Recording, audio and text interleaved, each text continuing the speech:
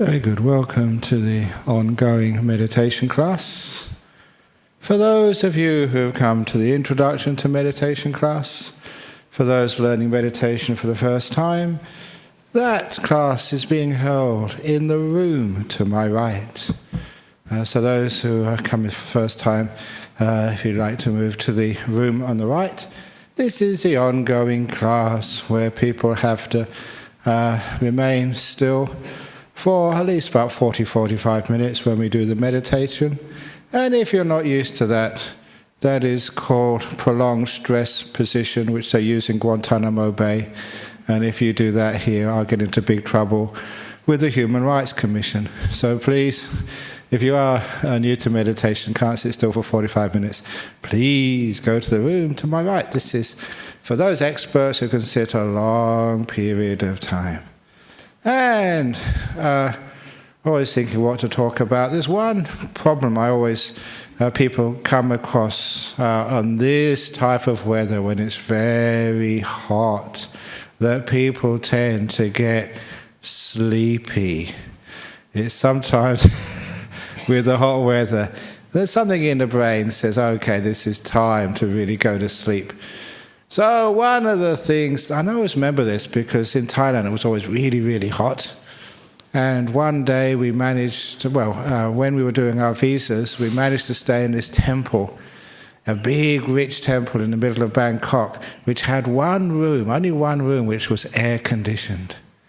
And we managed to get permission to use that at 3 o'clock in the morning because, surprise, surprise, no one else was using it at that time. We turned the aircon on and have a meditate. And that was the place all my sleepiness disappeared just because it was nice and cool. So that's one thing which you can always understand, that when it's a bit hot, you have to try maybe a few different techniques just to keep yourself awake. Because sometimes the brain seems to think that heat means you go to sleep.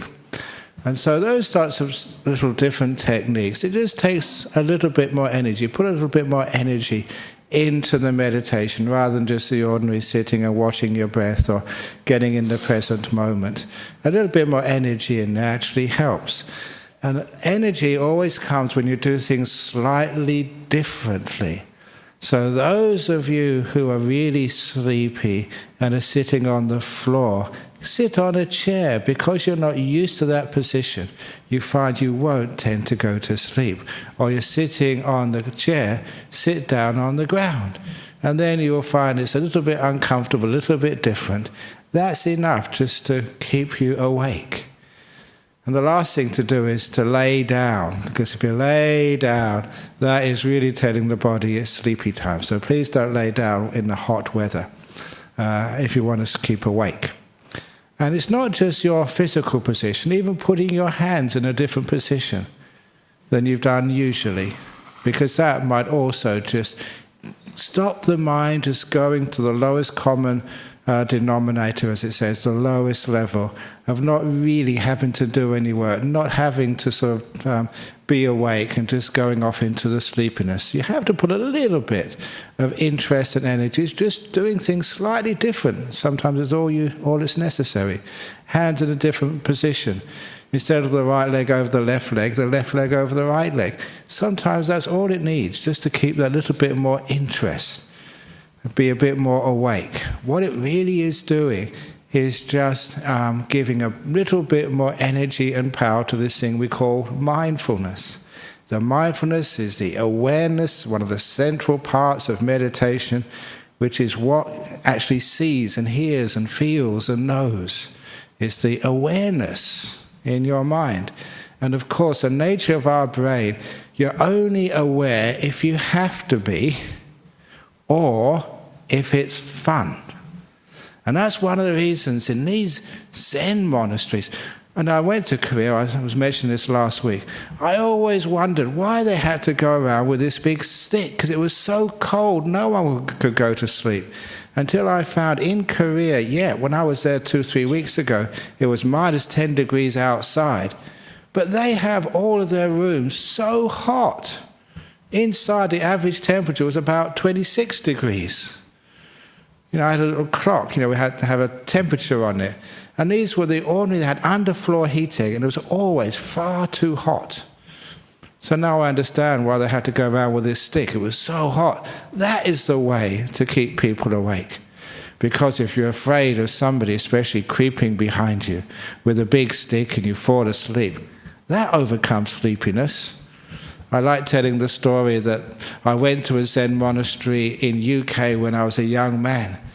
And I never got hit by that. They carry this bamboo stick, and if you start nodding, they whack you on the back. I never got hit.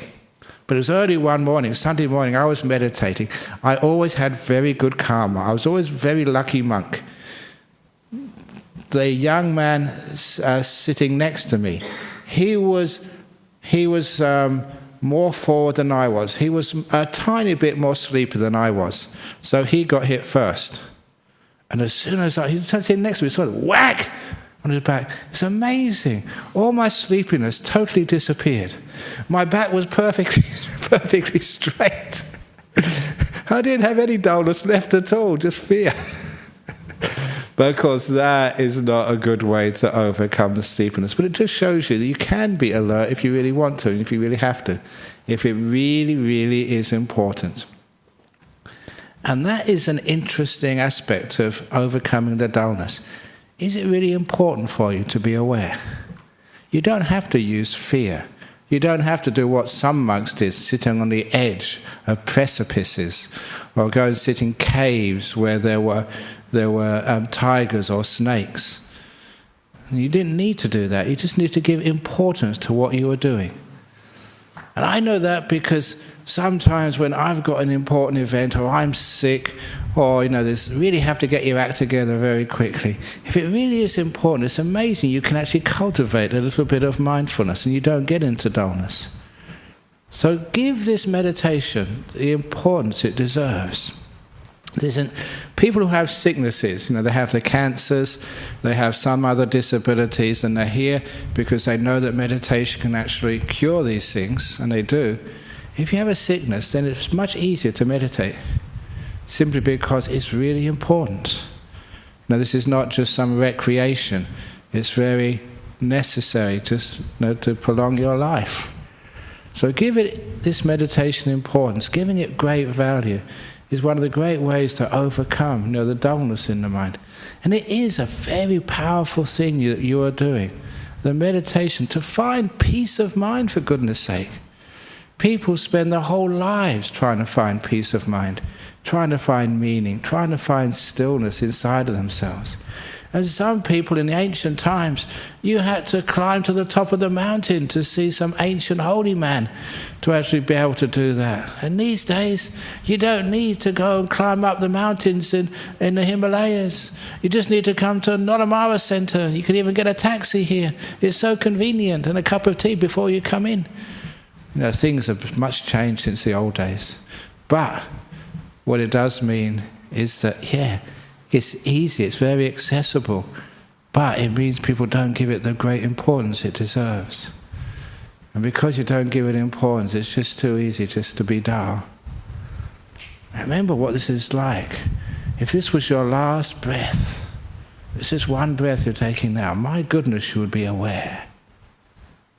And sometimes people would say, to breathe every breath, like the Buddha would say, like it is your last breath.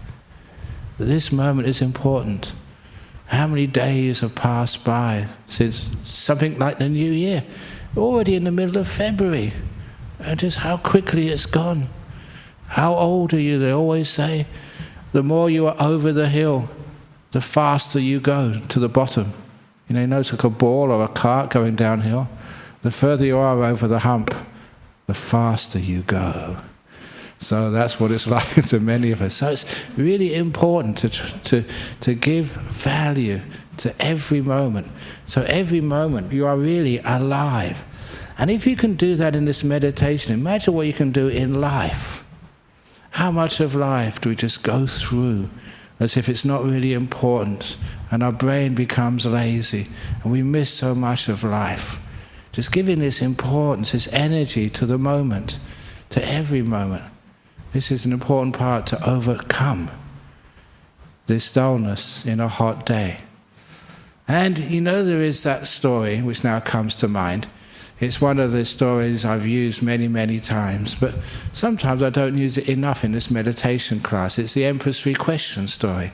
When is the most important time? Now. Who's the most important person? The one in front of you. What's the most important thing to do to care? That's another story. You find that in opening the door of your heart, and you can apply that to so many things in your life. But you can apply it to meditation as well. This moment, in this present moment, right now, whatever you're experiencing, where you feel hot, there's a pain, there's a itch in your nose and you want to sneeze, there's a sound outside which you're aware of, that is the most important thing in the world to you. Give it importance. Because you know, in life, when we don't give people importance, oh, it's just my husband, oh, it's just the cat, oh, it's just... These are important moments. We miss so much in life, and we also mess up our relationships so much by taking people for granted, as you have been taken for granted many times. You see somebody, it may be at some shop, you ring up somebody, your call is very important to us. No, it's not. If it really was important, you'd have a real person answering it. And you get this terrible feeling of, you're not important, things aren't important in life, and that's where we dull out. So imagine that, every moment of your life, this is your moment right now. This is important. The moment in front of you is the most important moment in the world. And when you give it that importance, that value, the sleepiness just doesn't happen. And you find you've got this great energy of aliveness. Every moment is important, is valuable, is precious. Sometimes people think, no, if I do that, I'll get tired, I'll get exhausted. I've got to conserve my energy. But energy doesn't work like that, especially mental energy. Just the more you're in the moment, the more energy you give to this moment, the more energy you've got to the next moment. This is just what the Buddha said. You generate this mental energy. You get it going by giving importance. This is different to striving. For striving is looking for something into the future, trying to get something in the next few moments. That's striving. This is putting energy into the moment right now by making it important, making it valuable, making this very moment one of the best. To give you some of my personal experiences, when I was a young monk, you still got your ego and you're still worried about what other people are doing. And if I heard someone else had got a good meditation when I was a young monk, someone said, I had a really good meditation, I'd go, that's not fair. So I'd go here. And the meditation was really important for my ego. So I'd have a good meditation then. And I wonder, why do I have to do that? It's because it was important for me to prove myself. When you give it importance, you can actually put more energy into the moment, and you do feel more awake, more alert. If, for example, I was going to give a $500 prize today for the best meditator, I could do with $500. And then you go, you put a bit more energy into it. Now, you don't want to do that, to make it sort of a corrupt spiritual path, but you can see the point behind it. When it's important for you, then you put more little energy into this moment. And because you're putting more energy into this moment, it does actually mean you're not striving, it's not stress. Stress is, again, wanting to be somewhere. It's this moment you're putting energy into. And it means that you just become more awake, more alive, more mindful. And that just carries on to your whole day. And it enhances your life. You're not in a dullness anymore, not in a mist. You're alert, awake, alive. You're enjoying life, aware of life, being here. Not just being here, but being here with gusto. So if you can remember that, that is a great way to overcome the tendency. Hot weather, it's a bit sort of close and oppressive. I'm just going to escape through dullness. No. Meditation is far more important than that. And if it really is important, you will be fully awake and have a great time. So that's a little bit of instruction for this afternoon. Now we can give it a try. So if you'd like to get into your meditation posture, And if you do feel a bit dull, sit in a different way than you sat before. Do something different.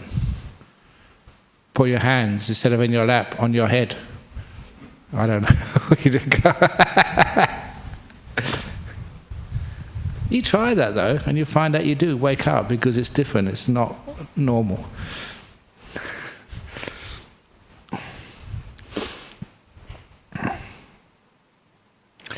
And you close your eyes.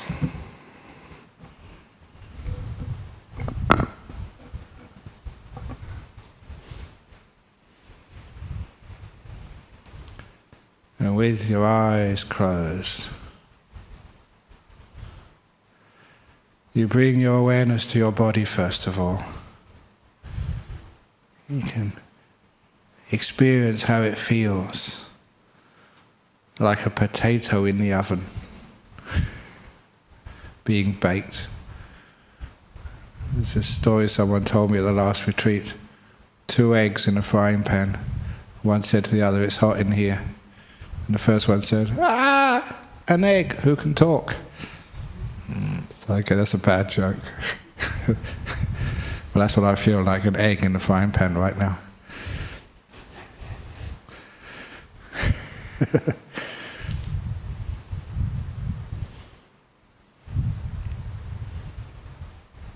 But this moment is important. This is your meditation, this is your life. You just cannot afford to wish away 45 minutes of your life. This is the cold face of your existence right now. So, when you're aware of the body, it is important. So relax your body as a matter of urgency.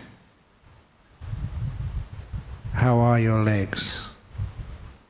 They really need to be relaxed, putting in a position where there's no aches or pains. And your body, your bottom, it's really important that you don't sit with creased clothing cutting into your flesh. Your back feels just right, strong but comfortable. And wherever you put your hands, that they feel at ease. There's no small thing. It's as if you are sitting for a prize in meditation posture. Make it important.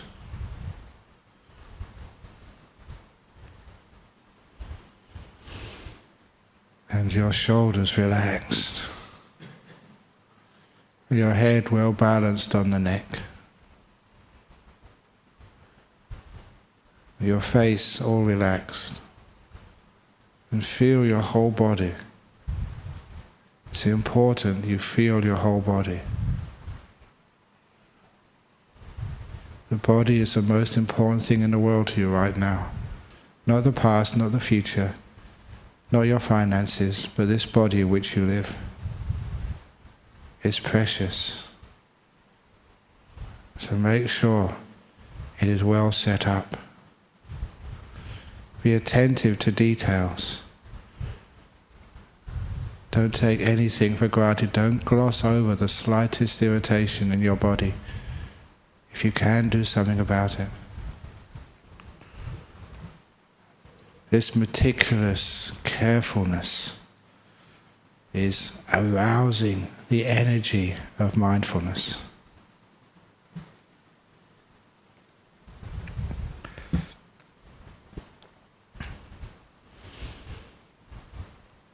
And when your body is relaxed, you've really done a good job, so you can put it aside. And look at this mental world. A mind which might want to go to sleep, but no, life is too important to go to sleep. You can catch up on sleep, as I often say, when you're in your coffin. Right now is a time to be awake.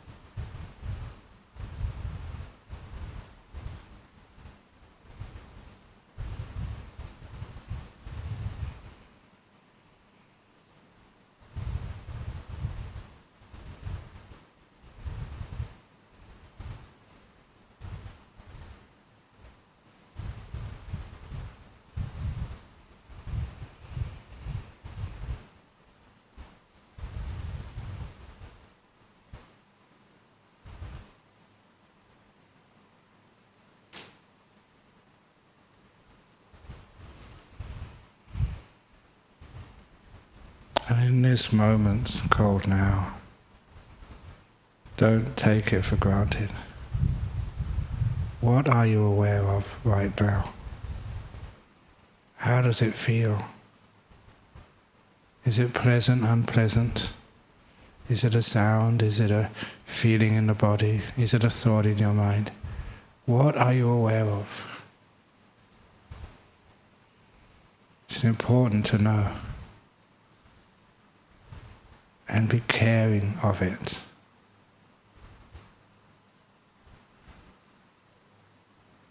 This is your life. This is who you are right now. Awaken to the moment.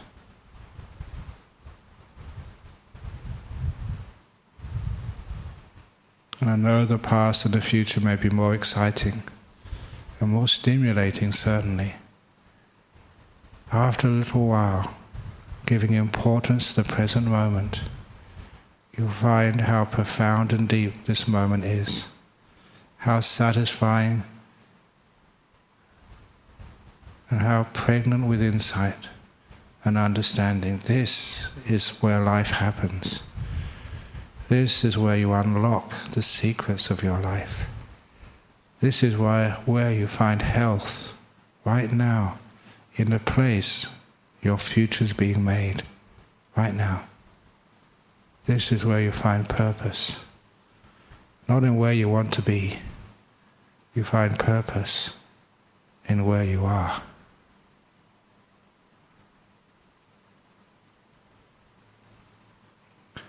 This incredible magic moment. You're alive. You're here. What is it like to be alive?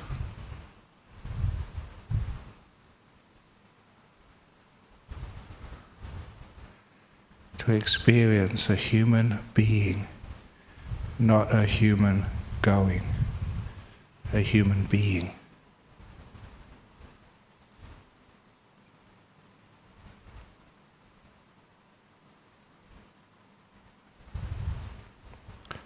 If you give this moment importance, value, this is the most important moment in your life. It will always be the most important moment. That moment we call now.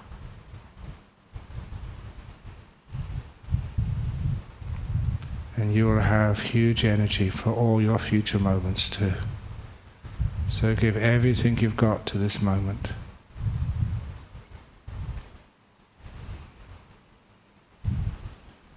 If you're someone who does the best meditation, as you breathe in, breathe out, you breathe in, maybe this breath is your last. It's important. One day that will happen.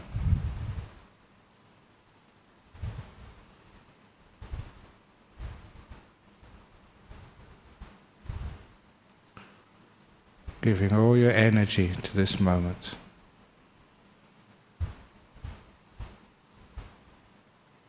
Becoming alive in the moment.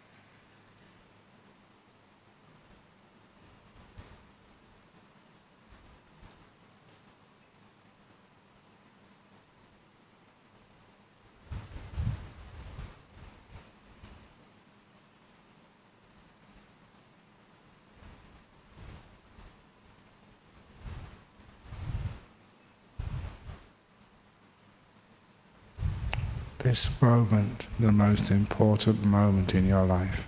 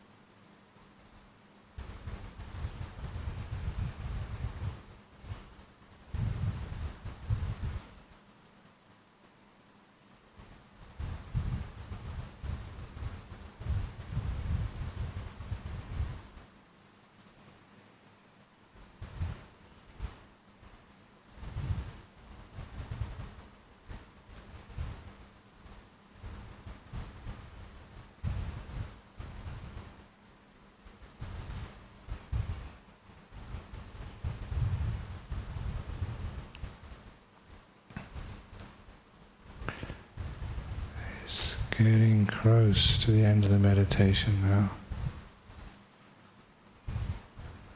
What's going on inside of you? How do you feel?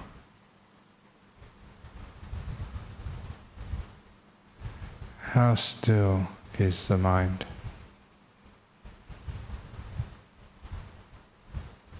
How peaceful? How centered in this moment?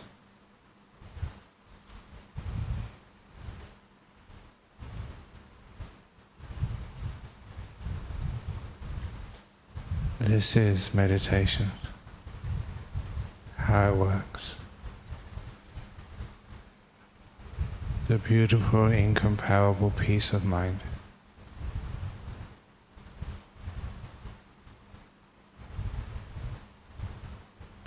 And this is how it comes about.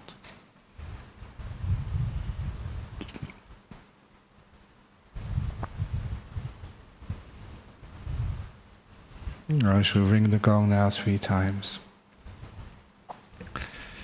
Please listen to every sound from the gong. When the last ringing vanishes, come out from your meditation.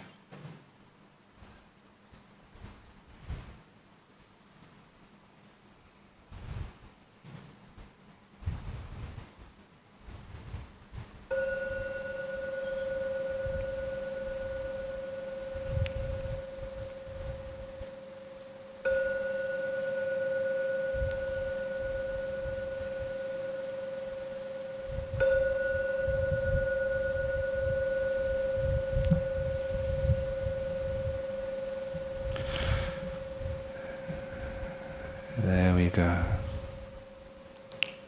So, this was streamed today?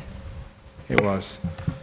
So, we have, as usual, on a Saturday when the thing is working, we have, first of all, questions on meditation from overseas, as people log in and they hear these teachings live. And then they have one from Singapore, one from the United States, and one from Australia. Question 1, Tan from Singapore, and Gong Si Fa Choi to you, Tan. How do you extend or maintain the meditation, calmness and mindfulness into the day-to-day activities? Very simple. Just like that little story of the Emperor's 3 questions mentioned earlier. Now is the most important time. The one in front of you, or the job in front of you, or the traffic in front of you when you're going backwards and forwards to work. That is the most important thing in the world. The most important thing to do, to care. So as I apply that into meditation, the same thing which engages you with this moment and makes it peaceful and energized and happy. It's the same thing which makes your life out in the world peaceful, energized and happy. Just being here. One of the other things I love telling people, I gave a whole talk on that many months ago, was to recognize most of your day-to-day activities are spent in in-between moments. Having left one place, going somewhere else. On the way to work, on the way to the toilet, finish one job, about to do another. And so much of our life is wasted in the in-between moments of life. And really, if you contemplate, just most of your life is spent in between things. On the way, going somewhere, having left but not yet arrived. That is like life. And if you know how to remember those in-between moments, to respect them and give them importance, then you don't wish away so much of your life. You do become more alive, more aware and more kind. And then you find what you learn here in meditation enhances your life enormously. It's not just the side effects of meditation, of a peaceful, strong mind, overcoming depression, getting rid of cancers, getting rid of high blood pressure, which all those things do. It's just changing the whole attitude to what you do in life. being more in the moment and less worried about the past or the future. Here you learn how to let go of the past and the future just for a few moments, 45 minutes, which means that when you go back out there in the world, you have some terrible thing which happened to you, you can let it go because you've trained the letting go muscle in meditation. People can be so anxious about the future and worry themselves silly about whether they're going to lose their job, whether that biopsy is going to come out negative, whether their kids are going to survive, whether their relationship is going to survive, whether the world is going to survive. I read in the newspaper this morning, I think it's the next Tuesday or Wednesday, there's a meteor coming close to planet Earth. It's coming close to the closest lump of rock which has come past the Earth in 100 years. The scientists, they say that their calculations mean it's going to miss. But scientists sometimes get it wrong. This could be the end of the world. Is it Tuesday or Wednesday? I forget. It's next week anyway. This could be the last meditation instruction ever in Nolamara Center. Who knows? And that, people really get into that. But here we forget all anxiety and all fear. I know there's one Thai man, he's been coming here and he thinks he's going home to Thailand on Thursday. There may not be any Thailand left after Wednesday. No Perth either. But this is anxiety. People, look, in meditation we learn how to let go of anxiety so that we can be a person who lives in this moment, who's not worried about anything in the future. That's what you learn here. This is a gym of the mind. You go to these gyms to exercise, to get strong muscles. You come to this meditation class to strengthen these abilities of the mind, to let go, to be peaceful, to engage in this moment, to be happy. That's how it translates into the world. Question 2, Josh from the United States. I feel inspired and have better meditation from Ajahn Brahm's guided meditations. How can I have the same inspiration when I am all by myself with no guidance? Easy. The guidance here is called brainwashing. And people do this. They tell me this, that sometimes they're meditating and they hear this sound, even in my voice. Present moment, let go of the past, let go of the... It actually comes up into your mind. I don't know if that's happened to you. But Josh, you keep tuning into this sooner or later. I'm already half in your brain, and I get fully into your brain if you can watch this as I'm weaving my fingers up and down like a magician. And the guidance, it's like a training. In the same way like a tennis player, you know, a Roger Federer or somebody. Who's the champion now? Djokovic, isn't it? Djokovic, he trains, and he's got a trainer and a coach.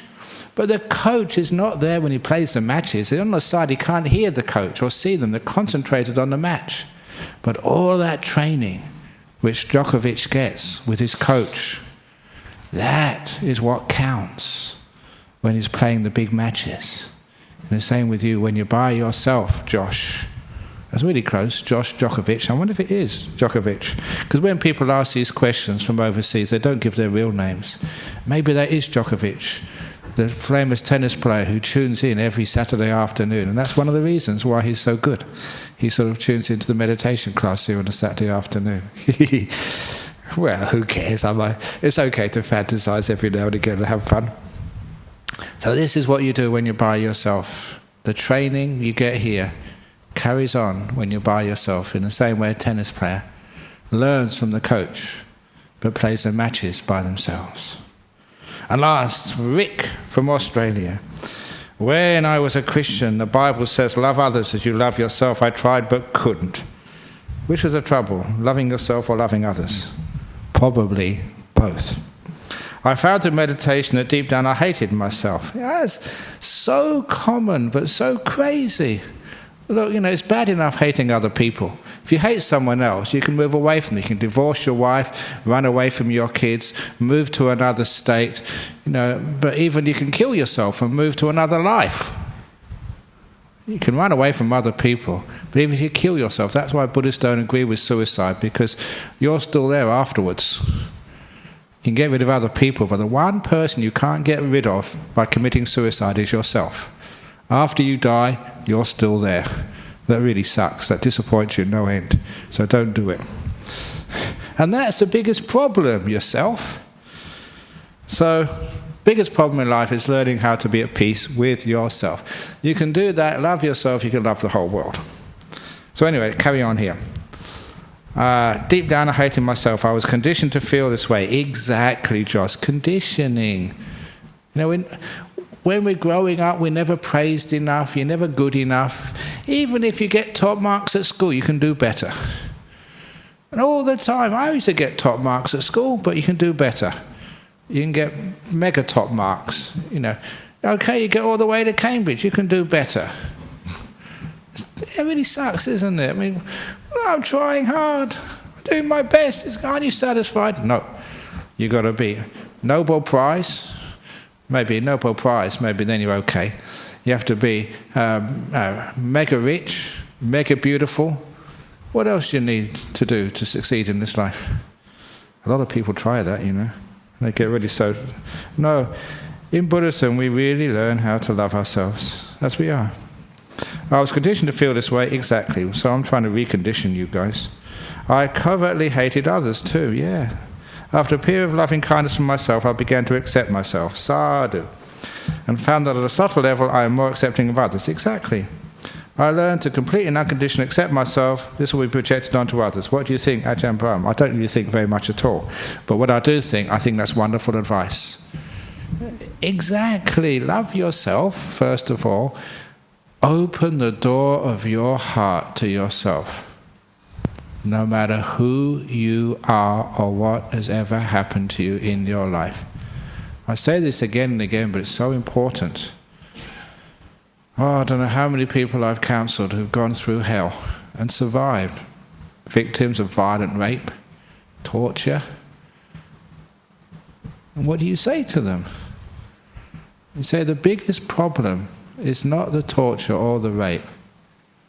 It's the guilt. It's the feeling that something's fundamentally wrong.